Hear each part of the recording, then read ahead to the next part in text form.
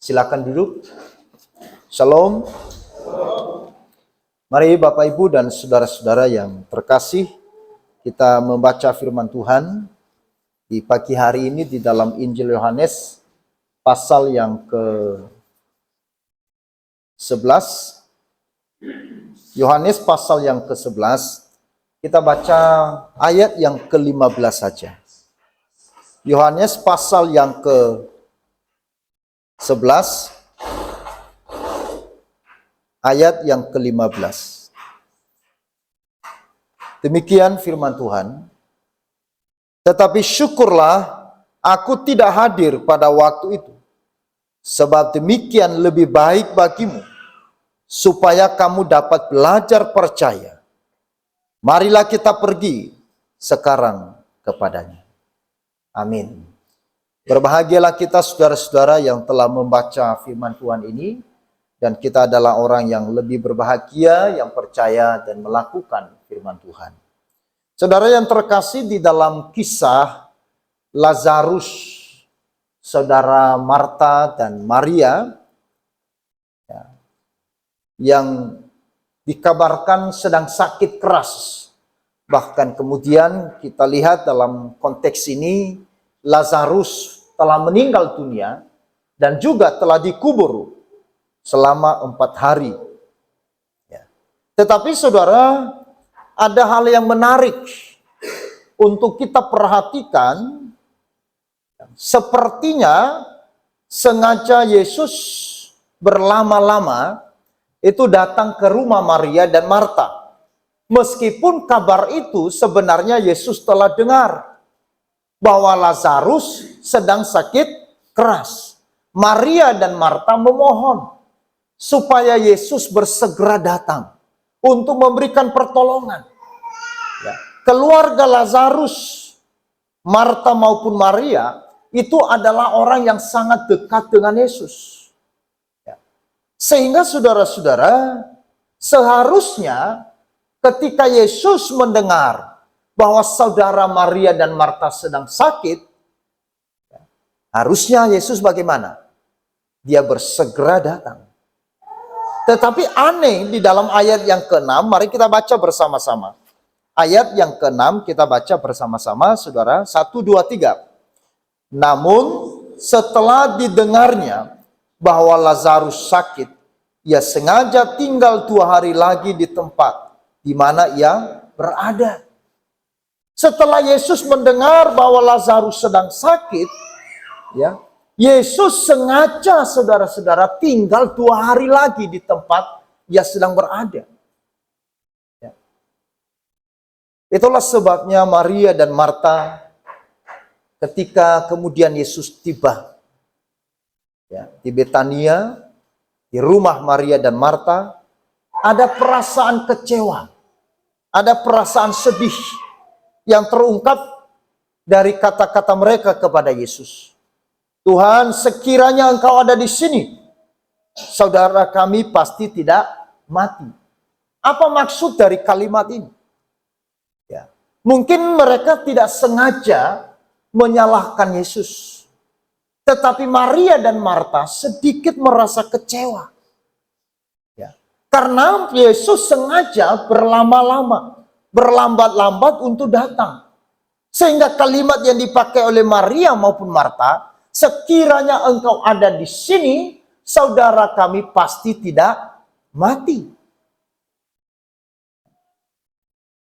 Saudara-saudara, kalau misalkan kita ada anggota keluarga yang sedang kritis, lalu kemudian kita datang menyampaikan kepada dokter,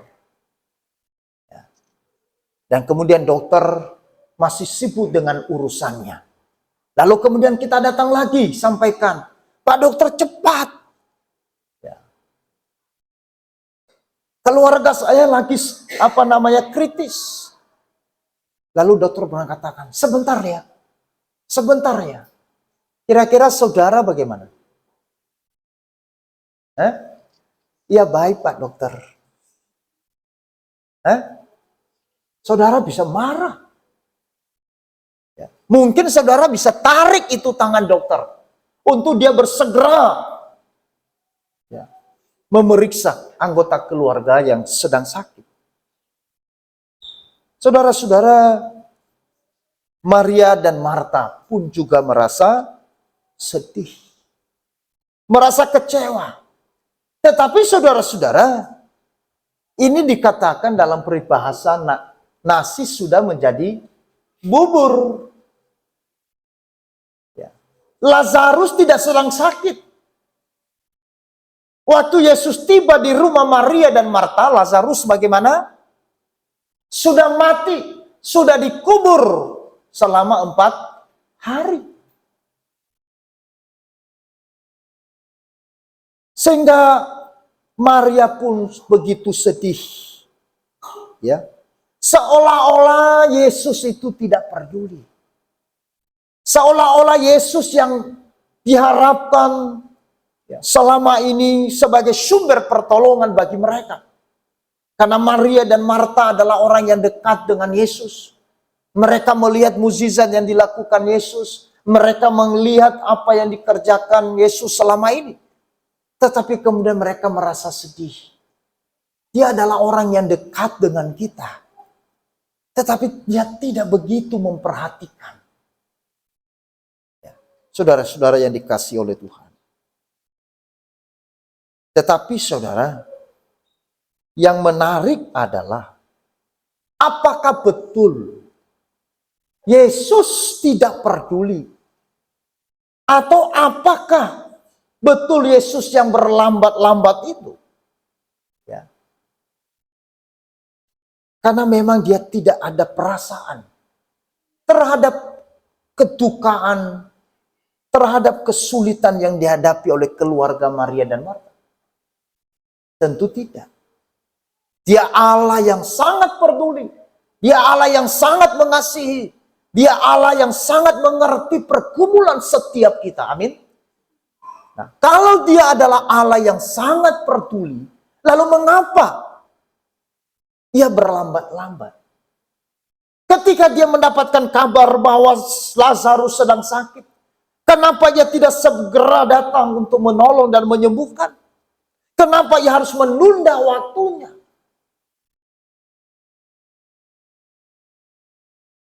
Apakah ada alasan atau tujuan Yesus berlambat-lambat?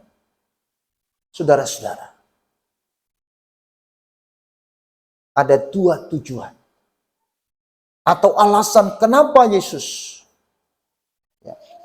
berlambat-lambat atau menunda waktunya.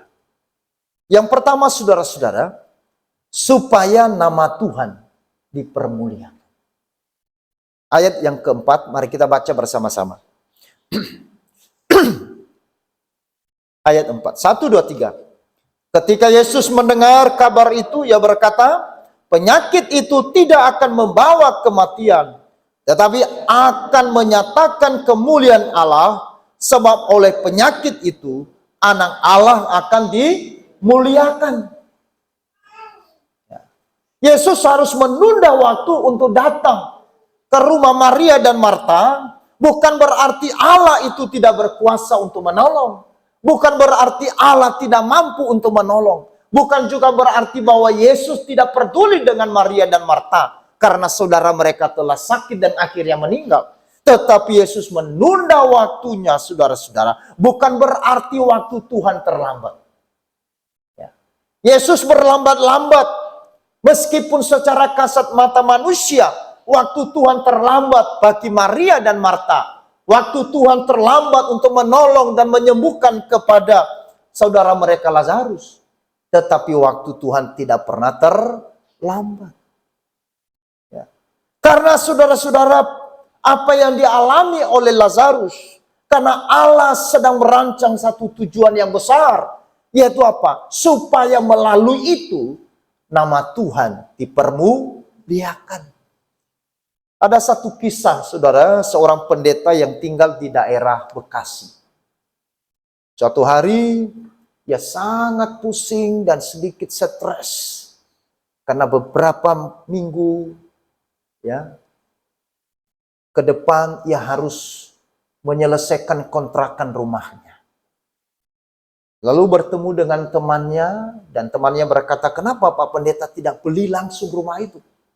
Dan Pak Pendeta mengatakan, boro-boro beli rumah. Ya. Untuk lunasi kontrakan aja sudah setengah mati. Saya sekarang pusing.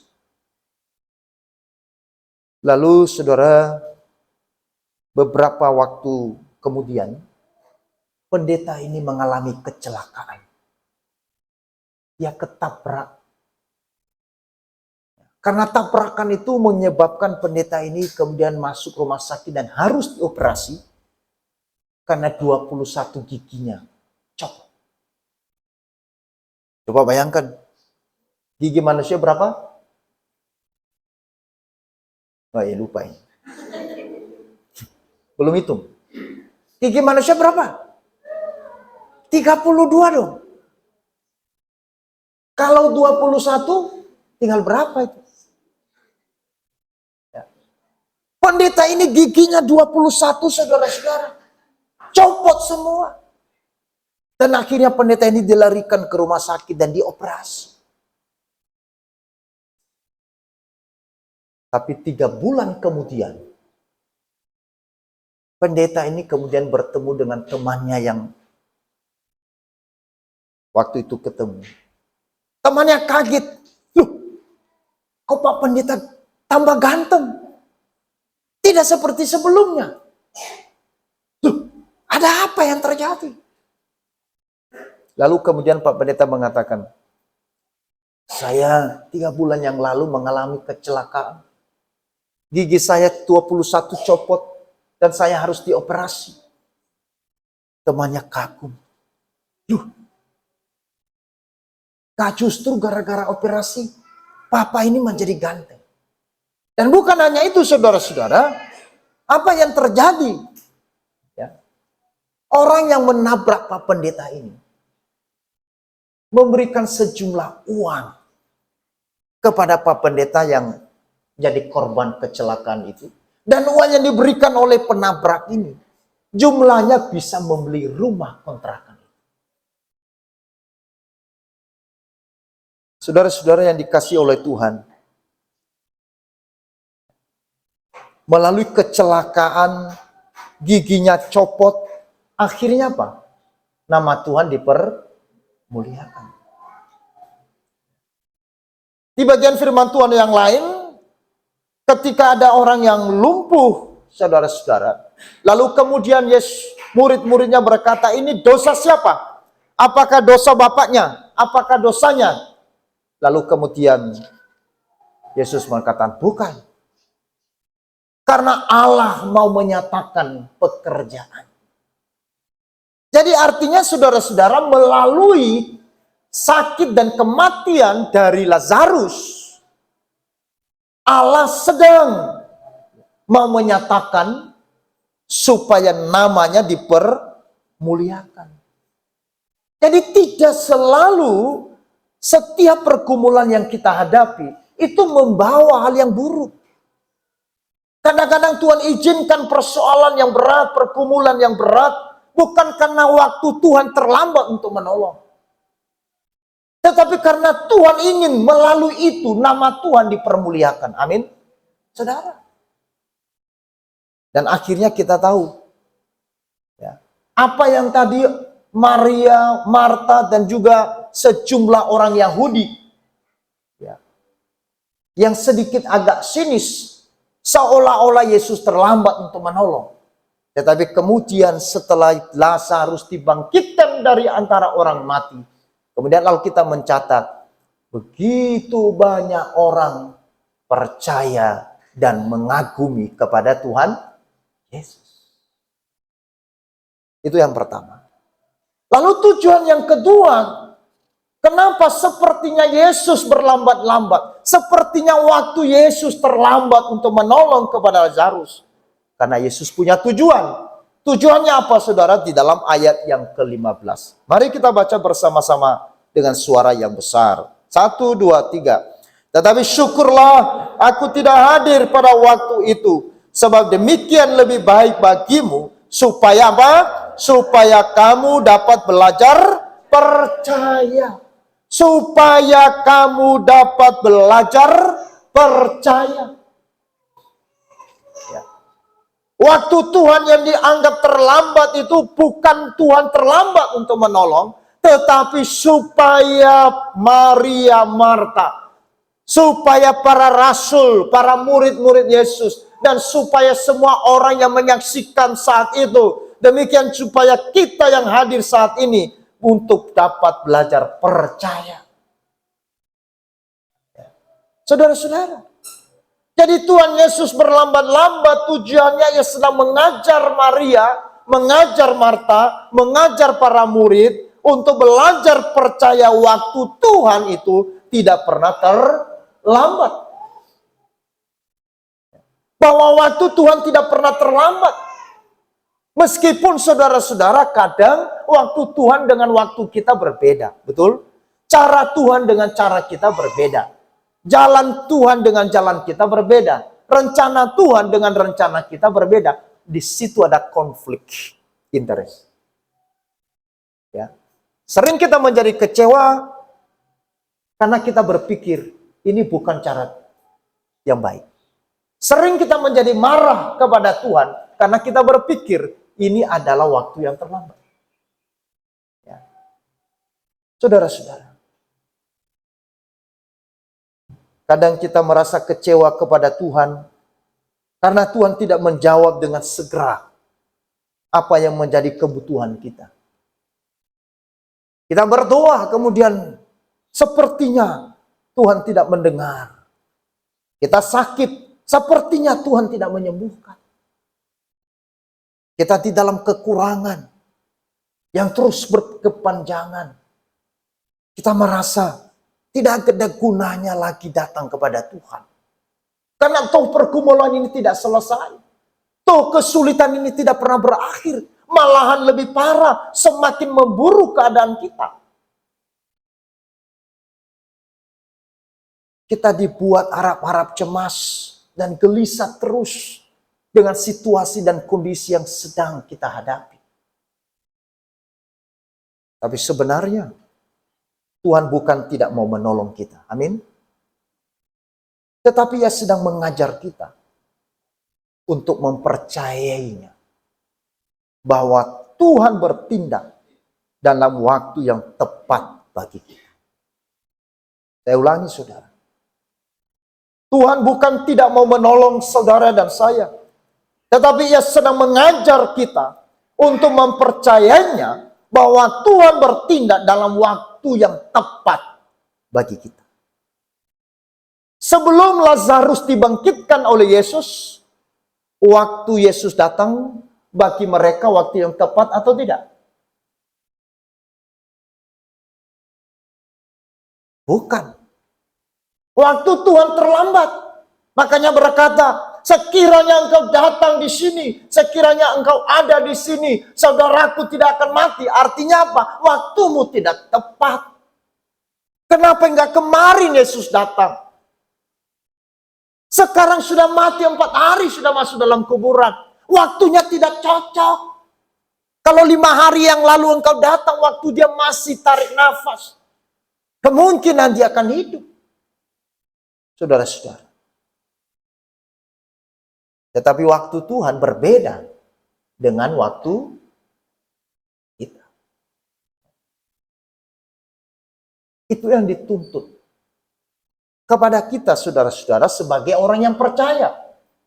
Yaitu untuk belajar terus mempercayai Tuhan. Bahwa Tuhan akan bertindak dalam waktu yang tepat bagi kita. Saudara perhatikan.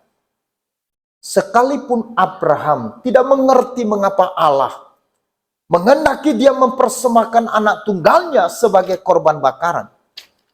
Namun ia tidak membiarkan keraguan yang mengalahkan imannya. Hanya karena percaya, Abraham akhirnya melihat kemuliaan Allah. Amin. Ya.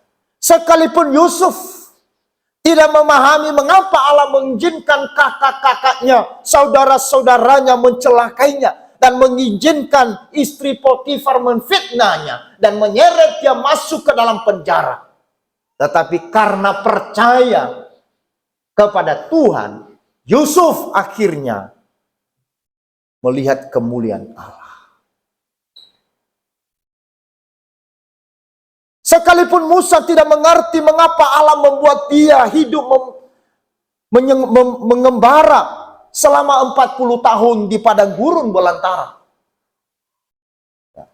Tetapi karena percayanya Musa kepada Tuhan, akhirnya ia menyaksikan bagaimana Allah memakai dia memimpin bangsa Israel keluar dari Mesir. Saudara-saudara, sekalipun saudara dan saya hari ini juga tidak memahami, tidak mengerti mengapa Tuhan izinkan persoalan, mengapa Tuhan izinkan pergumulan, mengapa Tuhan izinkan sakit penyakit, mengapa Tuhan izinkan kesulitan ini kepada saya. Tetapi hanya karena iman, maka kita akan melihat bahwa sesungguhnya rencana Tuhan adalah rencana yang indah. Jam 3 sore kemarin, saudara-saudara, kemudian saya pijit istri, lalu kemudian saya sampaikan kepada dia. Karena saya sembari persiapan ini, lalu setelah itu saya sampaikan apa yang saya sampaikan hari ini. Karena tidak mungkin dia datang khotbah mendengar. Jadi dia sudah dengar khotbah ini. Saya katakan apa? Sekalipun Mama dan saya tidak mengerti kenapa Tuhan izinkan penyakit yang kronis ini, penyakit yang berat ini.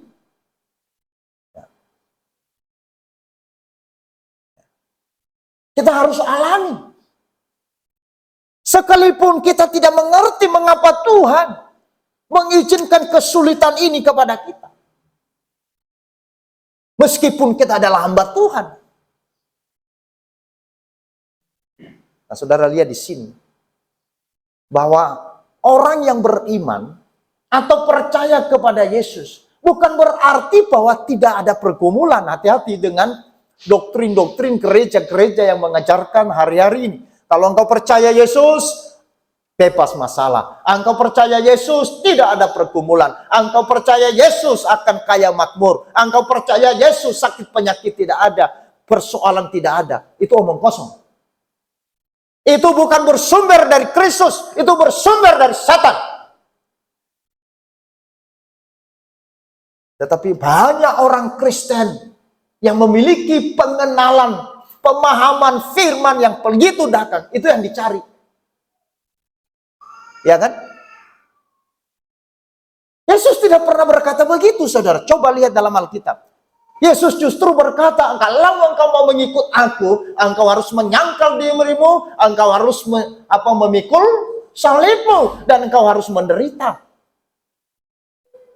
Tetapi ketika Tuhan izinkan salib, ketika Tuhan izinkan penderitaan, bukan berarti Tuhan biarkan. Tuhan memberikan kemampuan. Dan kami mengalami, saya mengalami berkat Tuhan. Bukan berkat Tuhan dalam pengertian yang sifatnya materi. Dalam 2 bulan ini, secara pribadi saya mengalami berkat Tuhan, kemurahan Tuhan yang luar biasa. Sehingga iman saya bertumbuh. Meskipun saat ini kami tidak tahu apa yang kami harus kerjakan dengan pergumulan keluarga kami. Dan apa akhir dari semuanya?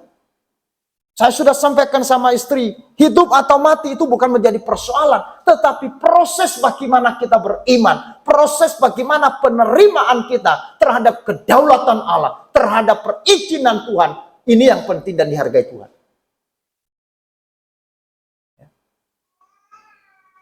Saudara, itu kekristenan. Maka kalau engkau masuk gereja hanya untuk mencari kemakmuran, tak usah masuk gereja. Pergi ke Gunung Kawi.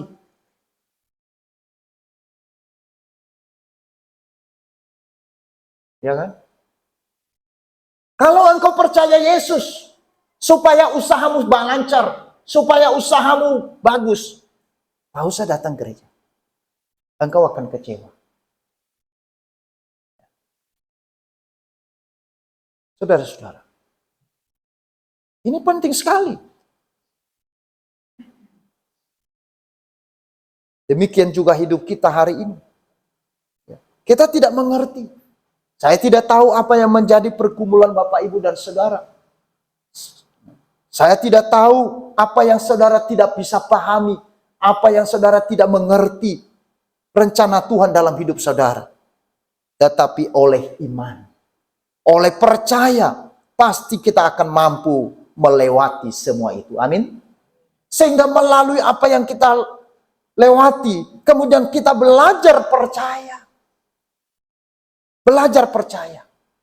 Itulah sebabnya Daud, seorang raja dan seorang yang takut akan Tuhan. Dia pun juga tidak pernah luput dari pergumulan dan persoalan.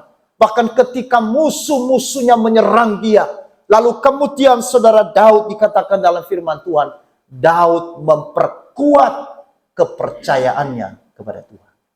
Ketika Ayub menghadapi pergumulan yang besar dengan penderitaan yang luar biasa, Ayub memperkuat iman percayanya. Saudara, kenapa kita percaya kepada Tuhan? Karena rencana dan waktu Tuhan itu tidak pernah gagal. Amin. Kenapa saudara percaya Tuhan? Karena kita percaya bahwa setiap rencana dan setiap waktu Tuhan tidak pernah gagal. Abraham gagal, tapi Tuhan tidak pernah gagal dalam hidup Abraham. Musa gagal, ya, tapi Tuhan tidak pernah gagal terhadap rencananya dalam hidup Musa. Petrus gagal, ya, tetapi rencana Tuhan terhadap Petrus tidak pernah gagal. Saudara pernah gagal dan saya pernah gagal? Ya. Tapi ingat, rencana Tuhan tidak pernah gagal dalam hidup saudara. Amin.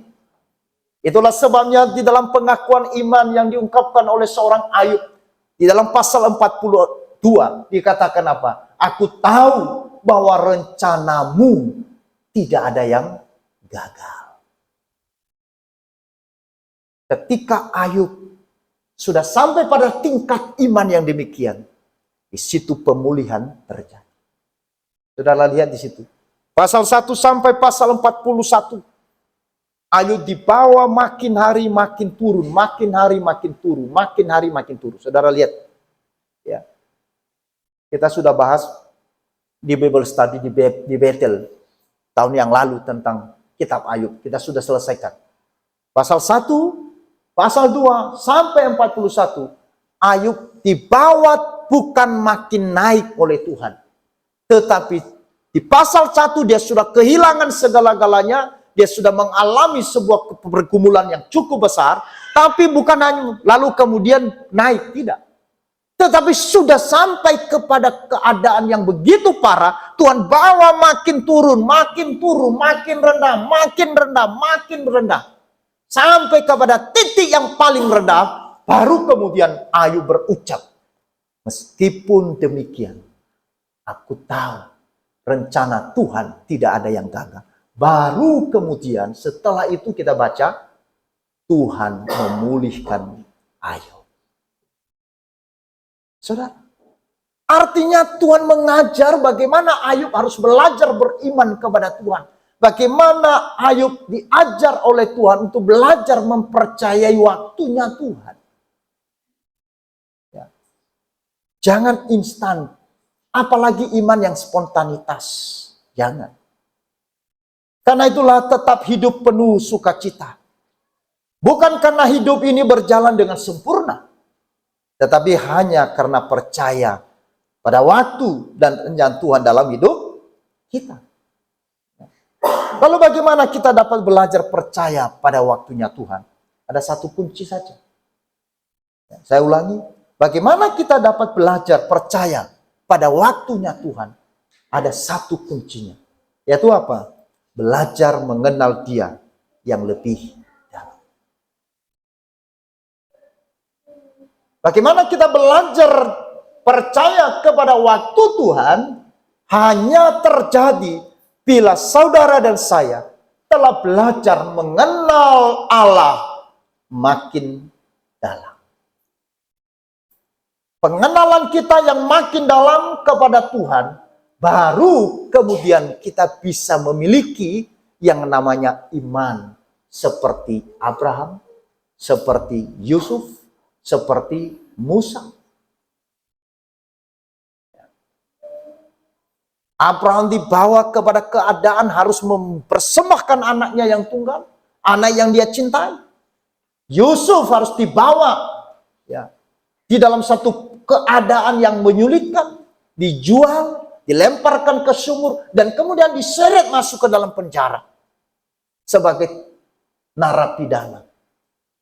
Tetapi karena Yusuf belajar percaya kepada waktunya Tuhan, percaya kepada Tuhan, maka akhirnya Yusuf melihat rencana Tuhan. 40 tahun Musa dibawa ke padang gurun belantara, di sana untuk menggembalakan kambing domba. Di 40 tahun itu Musa belajar apa? Belajar percaya pada Tuhan. Orang Israel, mereka keluar dari Mesir dan kemudian menuju tanah Kanaan yang dijanjikan Tuhan. Mereka harus melewati padang gurun berapa? 40 tahun. 40 tahun itu apa? Itu adalah tempat mereka belajar percaya. Karena selama 430 tahun orang Israel diam di negeri Mesir, mereka belum memiliki iman. Mereka hanya mendengar tentang Allah yang disembah oleh Abraham, Ishak, dan Yakub, nenek moyang mereka. Tetapi mereka tidak punya pengalaman. Mereka tidak punya pengenalan terhadap Allah yang disembah oleh nenek moyang mereka itu. Dari kakek mereka, mereka mendengar bahwa Allah yang disembah oleh Abraham, kakekmu, yang disembah oleh Ishak, kakekmu, yang disembah oleh Yakub, kakekmu, yang disembah oleh Yusuf, kakekmu. Dia adalah Allah yang hidup. Tetapi orang Israel yang diam di Mesir, bagaimana itu bisa terjadi? Maka itu sebenarnya Tuhan membawa mereka belajar satu pembelajaran sekolah iman 40. Nah, pertanyaannya, kita lulus kapan dalam sekolah iman? Sampai kita berjumpa dengan Tuhan. Amin. Maka saudara lahir sampai kemudian Tuhan panggil. Itu adalah sekolah iman. Maka saudara dan saya yang tinggal dalam dunia ini, kita ini sedang sekolah. Apa? Katakan kepada teman, kamu sedang sekolah. Bukan sekolah matematika. Ya. Tetapi kita sedang sekolah iman.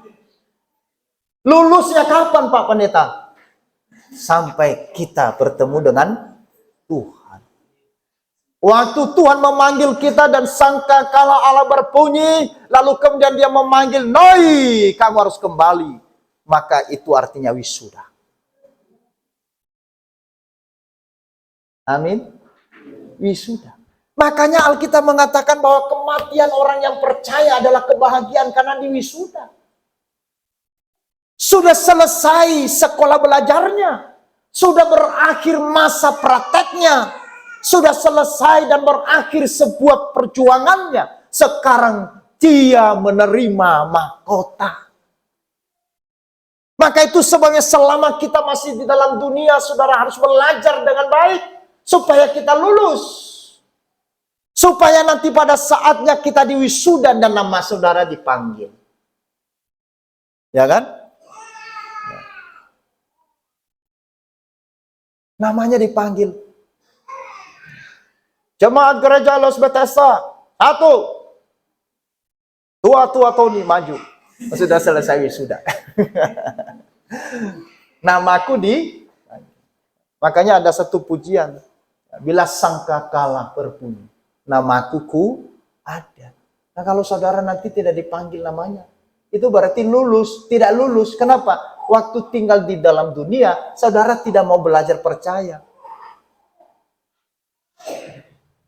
Ada sedikit pergumulan, kecewa. Ada sedikit tantangan, ngambek. Ada sedikit kesulitan, lalu marah sama Tuhan. Ada sedikit ini, lalu kemudian tinggalkan Tuhan. Tidak lulus. Makanya jangan heran, namanya nanti tidak dipanggil. Ya. Namaku kok tidak ada, malaikat bilang, nggak ada. Kamu nggak pernah masuk sekolah, bolos terus.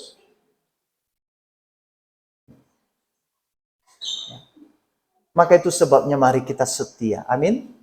Setia kepada Tuhan. Ya. Belajar percaya meskipun hidup kita tidak sempurna. Tapi Tuhan menuntut kita untuk kita terus belajar. Dari hal yang kecil sampai kepada hal yang besar. Yang Tuhan izinkan terjadi dalam hidup kita. Kita harus belajar. Karena di dalam waktunya Tuhan. Meskipun kita melihat bahwa seolah-olah pertolongan Tuhan terlambat. Tetapi Tuhan tidak pernah terlambat. Karena Allah mau menyatakan kemuliaannya melalui hidup saudara. Dan Allah juga ingin terus mendidik, membentuk saudara dan saya. Untuk belajar, mempercayai Dia dan waktu.